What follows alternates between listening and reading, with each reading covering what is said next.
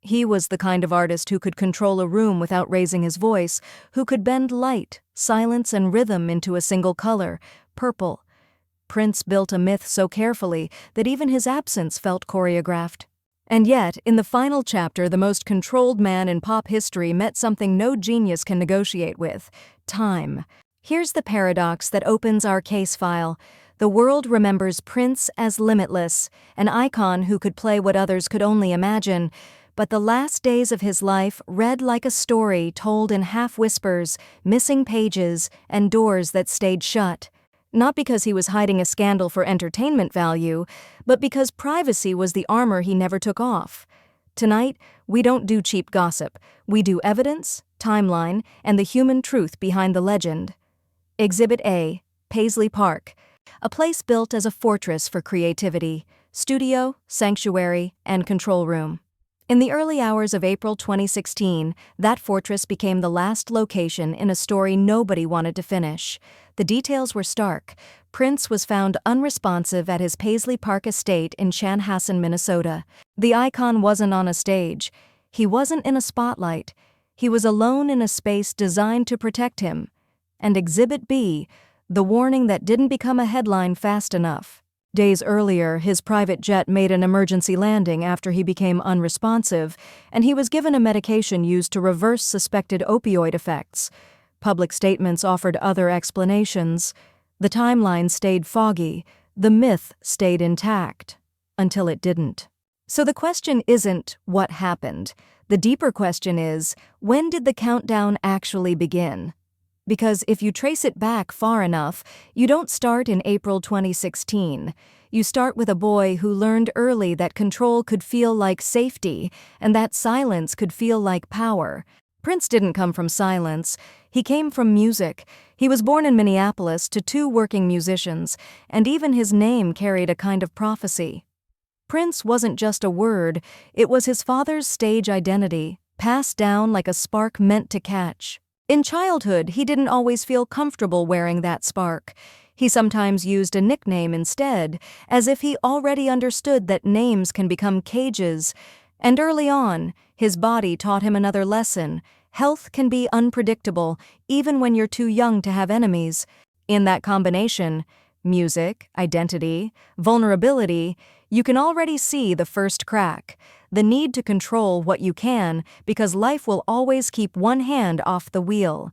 When his parents separated, the world didn't collapse in an explosion. It shifted in quiet ways that change a kid forever. Different rooms, different rules, different kinds of love. Prince learned to travel between them, and in the spaces where adults couldn't follow, he built a private refuge: sound. A piano wasn't just an instrument. It was a door that opened when everything else felt locked. He taught himself, chased rhythm like it was a compass, and started to treat practice like ritual. Minneapolis winters are long and sharp, perfect weather for a young mind to disappear into a basement, into chords, into the idea that if you play something perfectly, nothing can interrupt you. By his teens, the talent wasn't promising, it was insistent. Prince wasn't trying to join a scene, he was trying to design one. He found collaborators, formed early bands, and began testing what would become his lifelong signature: relentless self-reliance. Even then, it wasn't just about being famous, it was about being untouchable, artistically, emotionally, contractually. When other teenagers were learning how to fit in, Prince was learning how to be a whole universe in one body. That kind of drive looks glamorous later, but up close it can feel lonely, almost monastic.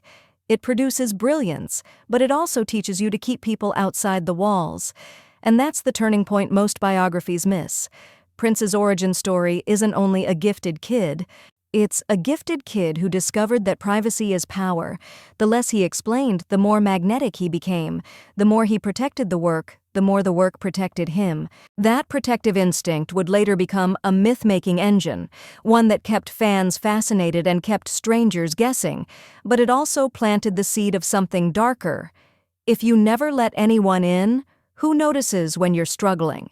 So before we reach the icon, we have to sit with the boy, alone with a cassette, a notebook, and a rule forming in his mind. Control the room, control the story, control the sound. Because once that rule becomes your religion, success doesn't just elevate you, it isolates you. And in Prince's case, that isolation will matter, much later, when the countdown finally starts to feel real. Prince didn't climb the industry ladder the usual way. He rebuilt the ladder from scratch and insisted on standing alone on the top rung. His debut era already signaled the core obsession that would define him: total creative control. On For You, released April 7, 1978, he wrote, produced, arranged, and performed the entire project himself, an early declaration that his art would not be managed, it would be authored. That independence wasn't just a flex, it was survival disguised as genius. Prince learned to create like someone locking the door from the inside, vocals, instruments, arrangements, everything becoming a private language no one else could dilute. The result was a strange kind of magnetism. Even when the world didn't fully understand him yet, it could feel the force, a new artist who wasn't asking for permission to belong. Then the breakthrough started to accelerate, not in a straight line, but in waves that kept getting bigger. The early 1980s gave him the first real taste of crossover impact, songs that moved between funk, pop, and rock without apologizing for any of it. He wasn't simply genre blending, he was rewriting what the center of pop could sound like and who was allowed to occupy it. By the time the era around 1999 pushed him further into the mainstream, the myth began to form. Prince as a one-man universe, restless, daring, and impossible to pin down. And then came the moment that didn't just make him famous, it made him inevitable: Purple Rain. Released June 25, 1984, it landed like a cultural takeover, fusing arena rock power with R&B pulse and pop precision, while still sounding like nobody but him. It wasn't only an album, it was a world, a mood, a cinematic signature that turned Prince into a permanent headline. The project's scale is part of why it became legendary. Chart dominance, critical acclaim, and major awards, including Grammys tied to Purple Rain and an Academy Award for Best Original Song Score connected to the film's music. What made the rise feel supernatural was the contrast. On stage, Prince looked fearless, bright, controlled, and theatrical, while offstage, he stayed deliberately unreadable. The less he explained, the more people projected. The more he hid, the more the icon grew. He wasn't selling access, he was selling mystery, and the industry rewarded it because mystery creates gravity. Even years later, moments like his rain-soaked Super Bowl halftime performance in 2007 would reinforce the legend, a master performer turning chaos into choreography, making the weather feel like part of the show. But here's the shadow side of the myth. The same control that built the empire also narrowed the exits. When you're the producer, the director, the secret keeper, and the symbol, who tells you to stop? Who notices when the pace becomes punishment?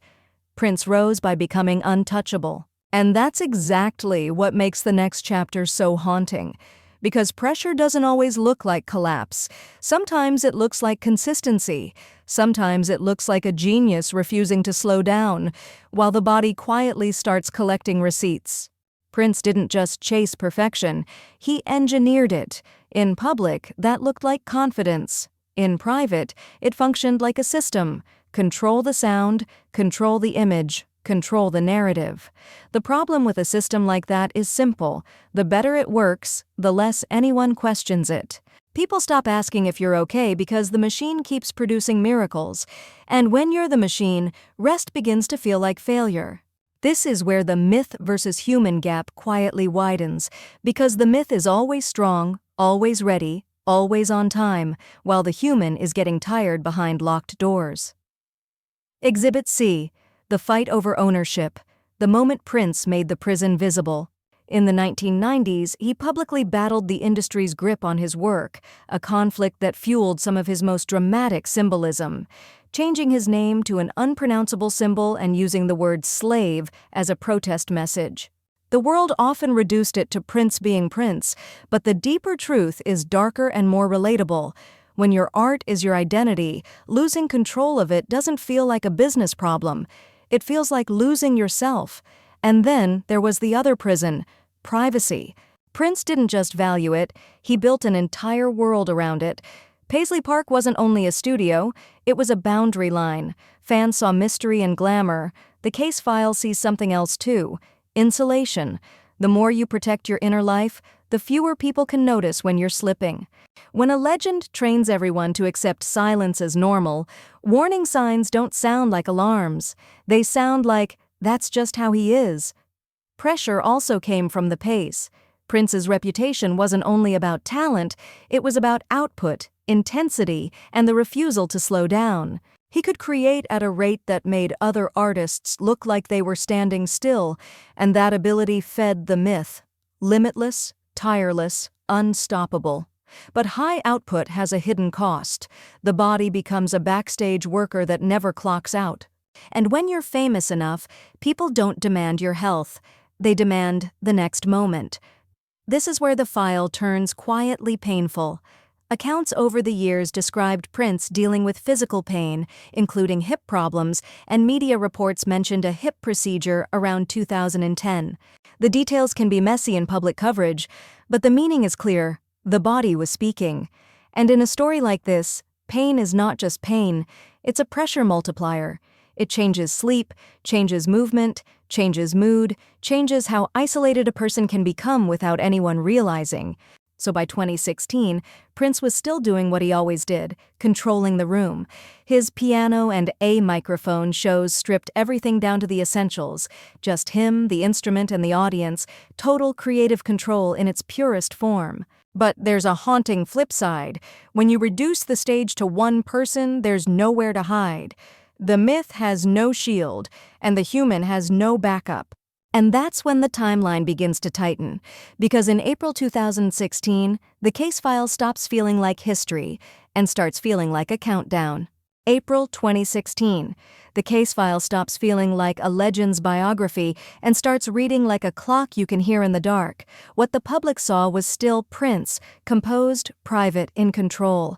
What the timeline shows is something colder: quick shifts, urgent moments, and a few warnings that didn't land with the weight they deserved until it was too late. T7 days to T0, Exhibit D, the last stage. On April 14, 2016, Prince performed at Atlanta's Fox Theater as part of the Piano and a Microphone run, stripped down, intimate, almost like he was removing everything except the core. The public saw brilliance and mastery. The case file sees another layer: a man still working, still delivering, still refusing to slow the story down, even as the calendar narrowed around him. T6 days, Exhibit E, the emergency landing. In the early hours of April 15th, Prince's private jet made an emergency stop in Moline, Illinois, after he was found unresponsive on the plane. First responders administered a medication used to reverse suspected opioid effects, and he was taken to a hospital. The public heard fragments, conflicting explanations, uncertainty, a foggy headline. In the file, this is a loud, flashing marker. The body had forced the timeline into the open.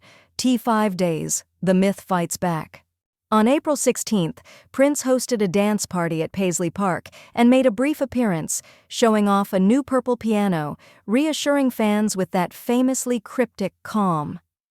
"Wait a few days before you waste any prayers," he told the crowd. Publicly, it looked like a denial of danger. In the case file, it plays differently: a man trying to protect the room from panic, trying to keep control over the narrative even when the narrative was already slipping. T48 hours, the invisible scramble.